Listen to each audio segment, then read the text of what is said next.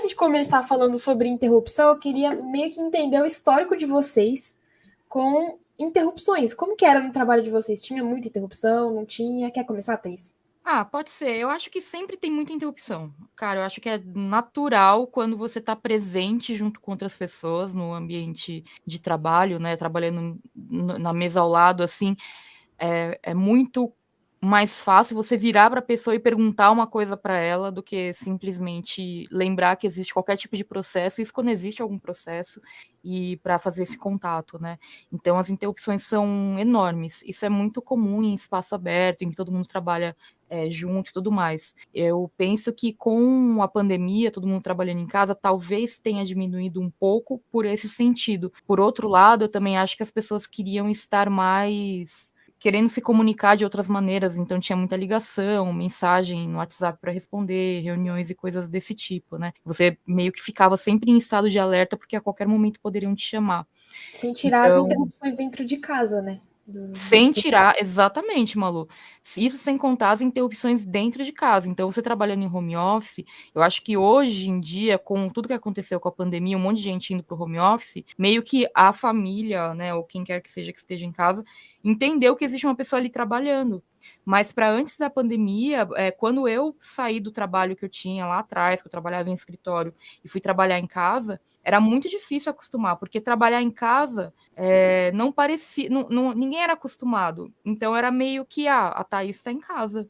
Vamos dar um pulo não sei aonde, vamos fazer tal coisa. Aproveita que você vai ficar em casa, vou ter que sair fazer tal coisa. Se chegar o fulano para instalar não sei o que, você recebe ele. Então, tipo, pô, não, tô trabalhando. Então, em casa, assim, são muitas interrupções mesmo. É super difícil. Eu acho que esse tema aqui, ele é muito importante a gente conversar, porque eu vejo assim, eu tenho na verdade, várias estratégias para lidar com interrupções de modo geral. Eu aplico todas e eu sei que elas são muito boas, funcionam. Você não precisa aplicar todas, mas algumas delas vão servir para você. Mas eu vejo que as pessoas se perdem muito com esse lance das interrupções, mas muito mesmo, muito.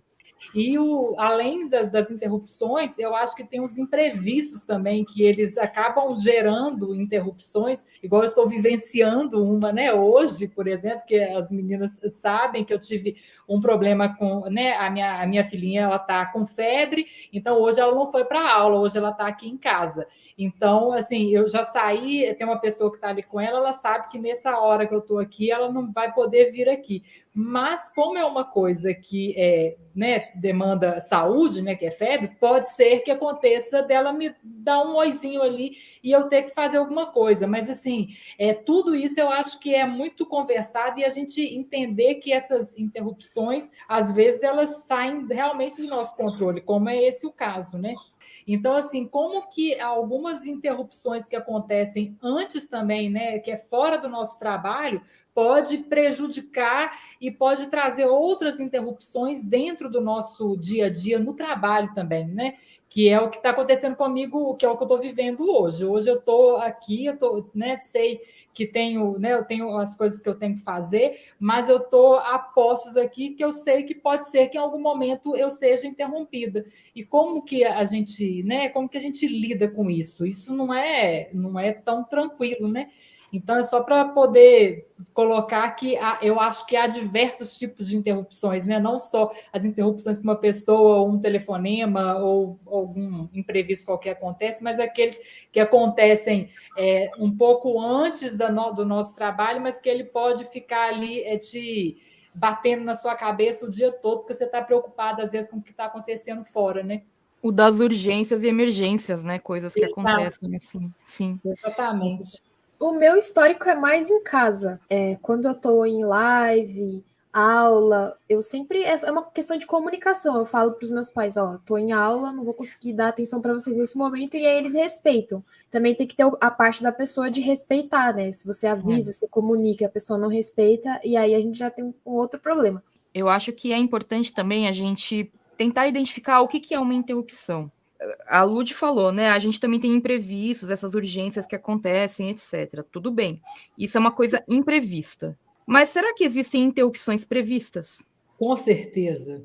E eu acho que eu estava até olhando e a gente pode mapear essas interrupções muitas vezes, né? Porque muitas vezes eu acredito que algumas interrupções elas acontecem por falta de informações. E aí é onde que eu acho que quando a gente tem um procedimento, a gente tem processos bem definidos nas rotinas das pessoas que trabalham com a gente, como que isso pode minimizar as interrupções, porque as pessoas hoje, é o que a Thais estava falando, ela falou no início, né?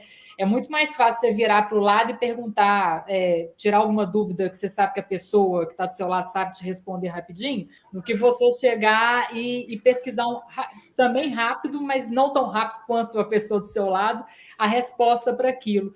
Então, muitas vezes, se a gente tem um processo, né, os processos bem definidos dentro da empresa, dentro do cotidiano ali, né, dos afazeres de todo mundo, isso eu acredito que minimize bastante as interrupções por bobagem, né? Porque eu acredito que muitas interrupções elas também não seriam necessárias estar acontecendo naquele momento. Muitas vezes podemos dizer que é quase que por pura preguiça de pesquisar ali o que você está indo buscar naquela pessoa que você está indo perguntar alguma coisa. Eu acho assim, tudo se resume a gente conhecer o nosso próprio trabalho. Por que eu falo isso?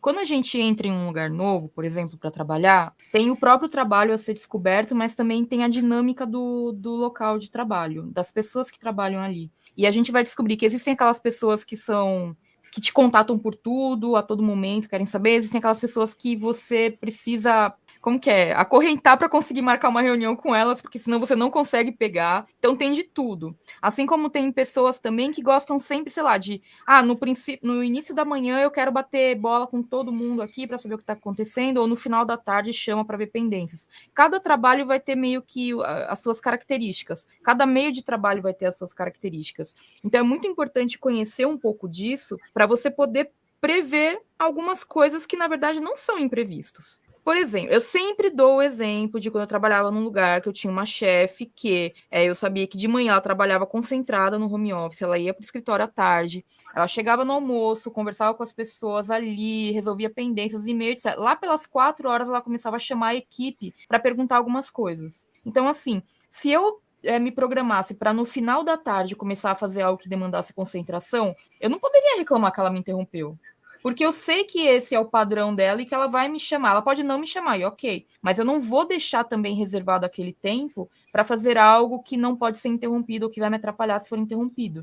Então, porque assim, interrupções de equipe, de chefe, de quem quer que seja, fazem parte do nosso trabalho, não são imprevistos. Não são imprevistos. A gente não sabe quando eles vão acontecer, mas vão acontecer. Então, assim, essas interrupções, elas podem acontecer a qualquer momento enquanto você estiver trabalhando. Eu acho que esse é um ponto que é importante de falar.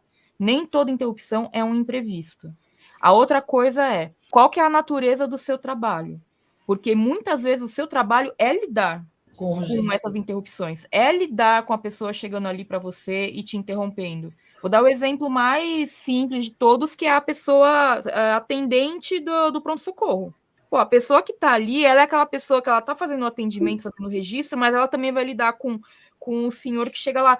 Desculpa, onde que fica o setor 314? Com licença, o banheiro é aqui? Vocês têm não sei o quê? Não, rapidinho, você esqueceu de me dar o papel tal. Então, é uma pessoa que, assim, o trabalho dela é atender interrupções. Então, eu acho que todo mundo, em certo grau, seja qual for a profissão, vai ter um trabalho de lidar com interrupções também. Isso você vai identificar como parte do seu trabalho e não como algo que está atrapalhando o seu trabalho, entende? Porque eu acho que ainda existe muito essa visão de que a interrupção atrapalha o trabalho, sendo que muitas vezes ela é parte dele. Digo mais, existem interrupções que podem ser evitadas? Muitas vezes sim, muitas vezes não.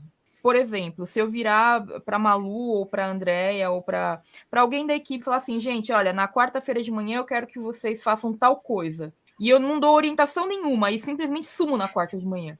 E ela fica me ligando desesperada, socorro. Eu vou reclamar de interrupção? Pô, eu não deleguei, eu delarguei o negócio para elas. Então, assim, quando eu delego, eu tenho que dar todas as informações possíveis para elas e mesmo assim saber que quando elas estiverem executando, podem surgir dúvidas.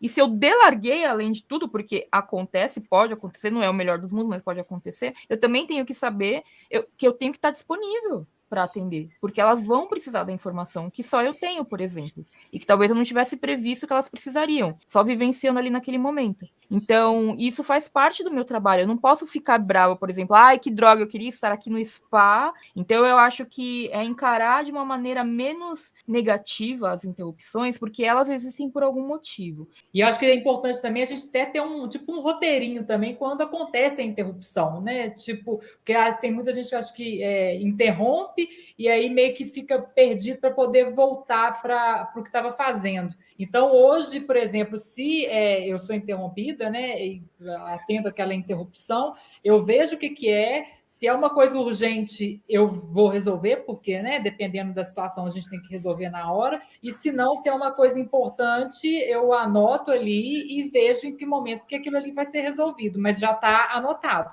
né? Para mim, o mais importante é tirar da cabeça e pôr no papel, né? Não pode eu escutar, saber que é importante e não tomar nota ali para ver o que eu vou fazer com aquilo depois.